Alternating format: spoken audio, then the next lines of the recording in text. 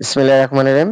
সুপ্রিয় শিক্ষার্থী বন্ধুরা, এসএসসি এবং এইচএসসি যারা আছো তাদের জন্য বলছি যে আমাদের কন্ডিশনাল সেন্টেন্স গুলা প্রায় প্রত্যেক পরীক্ষার মধ্যেই আসে। বিশেষ করে এসএসসি পরীক্ষার্থী যারা রয়েছে, তো প্রত্যেক বছর এই কোয়েশ্চেন্স থেকে একটা আসে, দুইটা আসে অন্তত।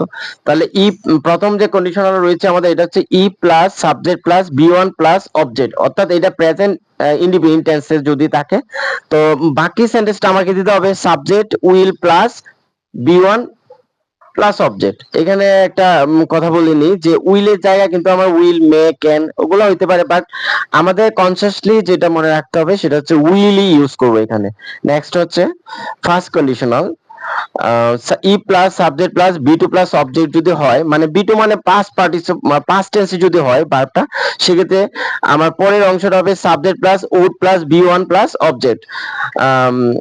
এখানে আমার উইলের পাস্ট ফর্মটা আমি দিয়ে দেবো, যেহেতু এখানে প্রেজেন্ট ফর্ম ছিল, এখানে পাস্ট ফর্ম ছিল, আমরা শুধু ওইখানে উইলে যাই উড দিয়ে দেবো।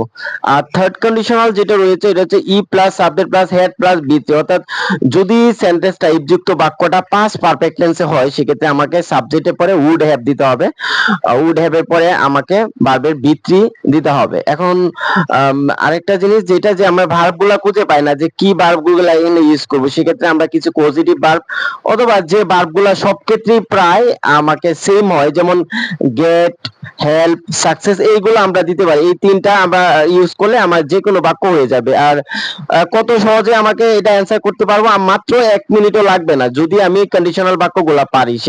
আরেকটা জিনিস যে এটা, এই যে কন্ডিশনাল বাক্যগুলা শুধু আপনার যে এসএসসি এইচএসসি তে কাজে লাগবে তা না, এটা হচ্ছে বিসিএস কোয়েশ্চেন্স পর্যন্ত এই প্রশ্নগুলো আসে।